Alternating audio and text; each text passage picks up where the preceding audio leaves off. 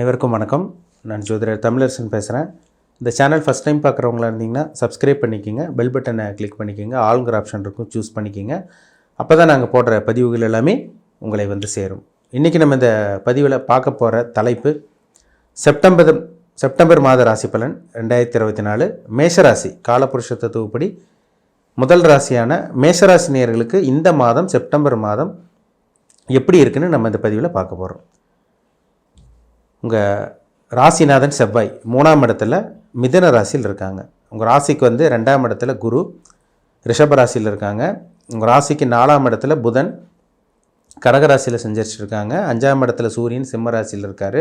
6ஆம் இடத்துல சுக்கிரன் கேது கன்னி ராசியில் இருக்காங்க. 11ஆம் இடமான லாபஸ்தானத்தில் சனி வக்ர நிலையில் கும்பராசியில் இருக்கார். 12ஆம் இடத்துல ராகு மீன ராசியில் செஞ்சிருக்காங்க. இதுதான் செப்டம்பர் மாதம் 1ஆம் தேதி கொண்டான கிரகநிலைகள்.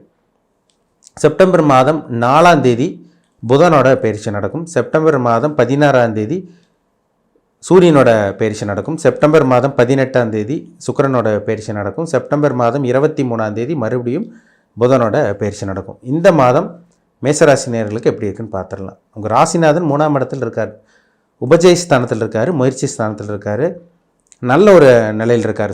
செவ்வாய்க்கு வந்து 3ஆம் இடம் வந்து மறைவு ஸ்தானமாக இருந்தால் கூட அது ஒரு நல்ல ஒரு இடம், அதான் உபஜய ஸ்தானம் சொல்லுவாங்க. உபஜய ஸ்தானத்தில் பாவகிரகம் இருக்கிறது ஒரு நல்ல ஒரு அமைப்பு.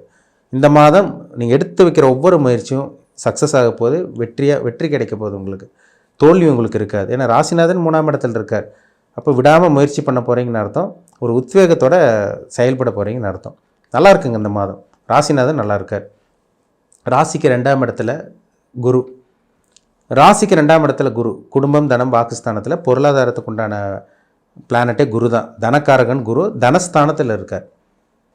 அப்போ குடும்பத்தில் இருந்த அந்த பிரச்சனைகள் விலக போகுது, மனக்குழப்பம் உங்களுக்கு இல்லாமல் இருக்கும்.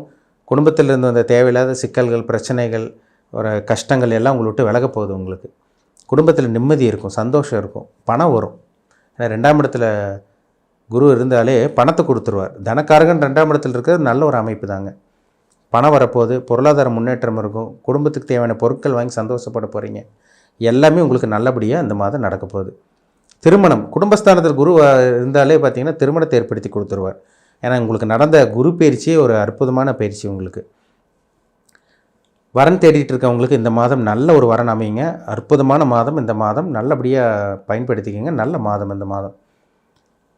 புதன் உங்கள் ராசிக்கு யார்? புதன் வந்து பார்த்திங்கன்னா 3 மற்றும் 6ஆம் அதிபதி. அவர் வந்து இந்த மாதம் 4ஆம் தேதி உங்களுக்கு 5ஆம் இடத்துக்கு வந்துடுவார். 23ஆம் தேதி 6ஆம் இடத்துக்கு வர்றார். அப்போ புதன் நல்ல ஒரு நிலைமையில் இருக்கிறனால வியாபாரம் பண்ணிகிட்டு இருக்கவங்களுக்கு நல்லாயிருக்கும், பிஸ்னஸ் பண்ணிகிட்டு இருக்கவங்களுக்கெல்லாம் நல்லாயிருக்கும்.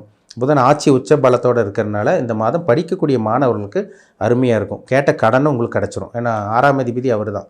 கேட்ட கடனும் உங்களுக்கு கிடைக்கும். நல்ல மாதம் இந்த மாதம். சூரியன் பாருங்கள் 5ஆம் இடத்துல, 5ஆம் அதிபதி 5ஆம் இடத்துல இருக்கார். புத்திர பாக்கியம் கிடச்சிருங்க இந்த மாதம். புத்திர பாக்கியம் கிடைக்கக்கூடிய ஒரு அற்புதமான மாதம்னே சொல்லிடலாம். நடுப்பகுதிக்கு மேலே சூரியன் 6ஆம் இடத்துல போய் மறைஞ்சாலும் அவர் உபஜய ஸ்தானத்திலிருந்து குருவோட பார்வையில் இருக்கார். அது ஒரு நல்ல ஒரு விஷயந்தான். புத்திர பாக்கியம் உங்களுக்கு நல்ல விதமாக உங்களுக்கு கிடைக்க போகுது இந்த மாதம். கரு தரிக்கக்கூடிய ஒரு நல்ல ஒரு மாதம் சொல்லிடலாம். கரு உண்டாகக்கூடிய ஒரு மாதம் சொல்லலாம். என்ன காரணம்னா நிறைய இதுக்கு முன்னாடியெல்லாம் பரிகாரம் பண்ணியிருப்பீங்க, நிறைய எவ்வளோ செலவு பண்ணியிருப்பீங்க, ட்ரீட்மெண்ட் எடுத்திருப்பீங்க, எதுவுமே உங்களுக்கு கைக்கூடி வந்திருக்காது. இந்த மாதம் புத்திர பாக்கியம் கிடைக்கக்கூடிய ஒரு நல்ல மாதம். ஏன்னா 5ஆம் அதிபதி 5ஆம் இடத்துல இருக்கார். இப்போ அவர் குழந்தை கொடுக்கக்கூடிய அமைப்பே பார்த்திங்கன்னா சூரியன் தான். அது உங்களுக்கு பாசிட்டிவாக தான் இருக்குது. உங்களுக்கு வந்து பாருங்கள் சுக்கிரன் 6ஆம் இடத்துல இருக்கார். சுக்கிரன் 6ஆம் இடத்துல நீச்சமாக இருக்கார். உங்களுக்கு அவர் 7ஆம் அதிபதி 2ஆம் அதிபதி உங்களுக்கு மறைஞ்சிருக்கார். ஆரம்ப பகுதியே கொஞ்சம் பொருளாதார முன்னேற்றம் இருக்கும். 18ஆம் தேதிக்கு அப்புறம் பாருங்கள் நிறைய மாற்றங்கள் நடக்கும். 16, 18ஆம் தேதிக்கு அப்புறமெல்லாம் நிறைய மாற்றத்தை மேஷராசினியர்கள் பார்க்க போகிறீங்க. ஏன்னா 18ஆம் தேதி சுக்கிரனோட பயிற்சி. கலத்தரக்காரகன் சுக்கிரன் அவர் 7ஆம் இடத்துக்கு, 7ஆம் அதிபதி 7ஆம் இடத்துக்கு வர்றார். இந்த மாதம் நல்ல வரன் கிடச்சிருங்க. உங்களுக்கு நல்ல வரன் தேடி வந்துடும். மாப்பிள்ளை பார்த்துட்டு இருப்பீங்க, பொண்ணு பார்த்துட்டு இருப்பீங்க, நான் எதுவும் செட்டாக இருந்திருக்காது. உங்களுக்கு எவ்வளோ மன உளைச்சல் இருந்திருப்பீங்க. ஆனால் இந்த மாதம் திருமணத்துக்கு உண்டான மாதம். நல்ல வரன் தேடி வரும். உங்களுக்கு லவ் பண்ணிகிட்டு இருக்கவங்களுக்கும் உங்களுக்கு லவ் மேரேஜ் சக்ஸஸ் ஆகக்கூடிய அந்த வாய்ப்பு உங்களுக்கு உருவாக போகுது. என்ன காரணம்னா உங்களுக்கு சுக்கிரன் நல்லா இருக்கார். 5ஆம் அதிபதி உங்களுக்கு சூரியனும் நல்லா இருக்கிறனால இந்த மாதம் நல்ல மாதம்னு சொல்லிடலாம். சூரியன் 6ஆம் இடத்துக்கு வருவார். 6ஆம் இடத்துக்கு வந்து பார்த்திங்கன்னா குருவோட பார்வையில் இருக்கிறனால ஒரு சில மேஷராசினியர்களுக்கு இந்த மாதம் அரசாங்க வேலை கிடச்சிரும், கவர்மெண்ட் ஜாப் கிடைக்கும். இதுக்கு முன்னாடி ட்ரை பண்ணியிருப்பீங்க, கிடச்சிருக்காது. ஆனால் இந்த மாதம் கிடைக்கக்கூடிய வாய்ப்புகள் அதிகம். ஏன்னா 6ஆம் இடத்துல சூரியன் இருக்கலாமான்னு கேட்டிங்கன்னா இருக்கலாம். அவர் குருவோட பார்வையில் தான் இருக்கார். இப்போ சுபகிரகத்தோட தொடர்பில் இருக்க சூரியன் சுப விஷயங்களை தான் கொடுப்பார், கெட்ட விஷயங்கள் கொடுக்கவே மாட்டார். 6ஆம் இடத்துல சூரியன் இருக்கிறதுனால நிச்சயமாக நல்ல ஒரு மாதம் சொல்லலாம். அதுவும் 6ல் கேது வேறு இருக்கார். எதிரி இல்லாத மாதமாக உங்களுக்கு இருக்கும். எதிரி தொல்லை இருக்காது உங்களுக்கு. கடன் கொஞ்சம் கொஞ்சமாக அடைக்கக்கூடிய வாய்ப்பு உருவாகும். ஏன்னா 6ஆம் இடத்துல சூரியன் கேது சேரக்கூடாது, இருந்தாலும் அங்கே குருவோட பார்வை இருக்கிறது ஒரு பாதுகாப்பு, சேஃப்டி. கேட்ட கடன் உங்களுக்கு கிடைக்கும். பெரிய கடன் வச்சுருக்கவங்களுக்கு கடன் கொஞ்சம் கொஞ்சமாக அடையப்படுறதுக்கு வாய்ப்புகள் அதிகம்.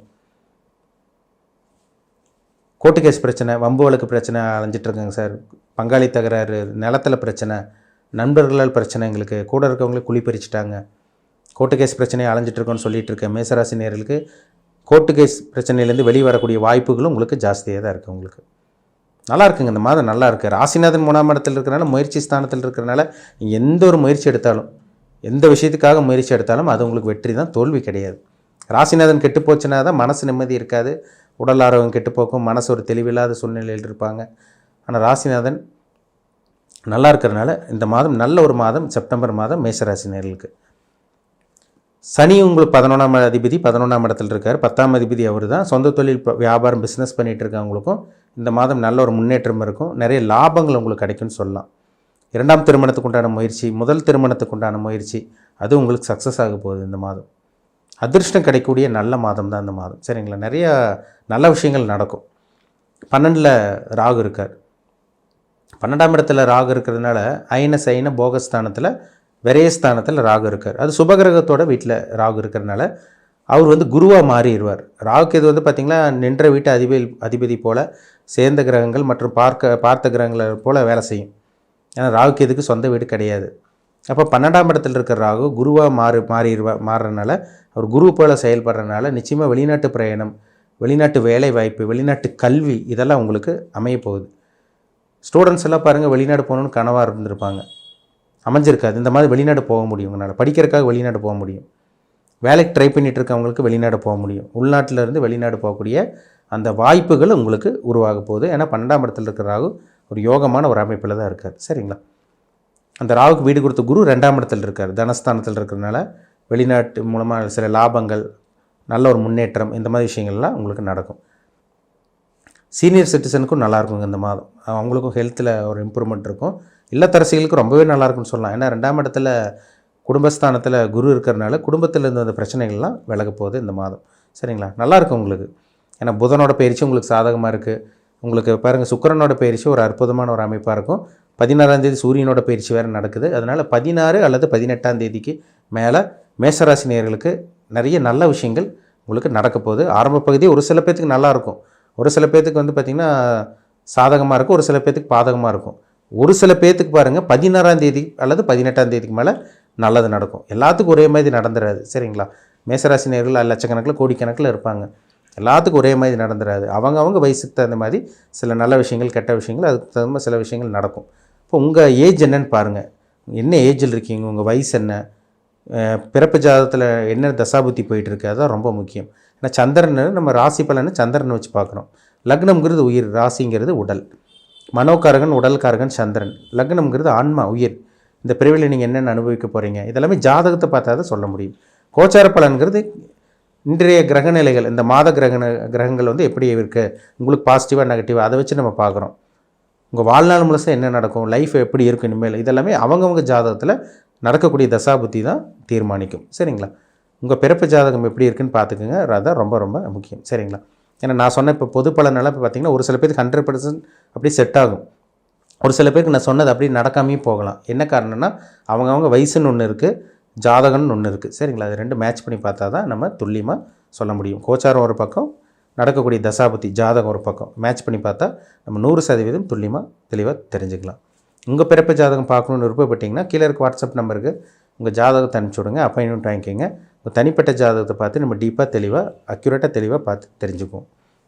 மீண்டும் அடுத்த பதிவில் சந்திக்கும் வரை உங்களிடமிருந்து விடைபெறுவது உங்கள் ஜோதிடர் தமிழரசன். இந்த சேனல் பிடிச்சிருந்தால் உங்கள் நண்பருக்கும் உறவினருக்கும் ஷேர் பண்ணுங்கள், லைக் பண்ணுங்கள், சப்ஸ்கிரைப் பண்ணுங்கள், பில் பட்டனை கிளிக் பண்ணிக்கோங்க, ஆளுங்கிற ஆப்ஷன் இருக்கும், அதையும் சூஸ் பண்ணிக்கோங்க. அப்போ தான் நாங்கள் போடுற பதிவுகள் எல்லாமே உங்களை சேரும். நன்றி, வணக்கம்.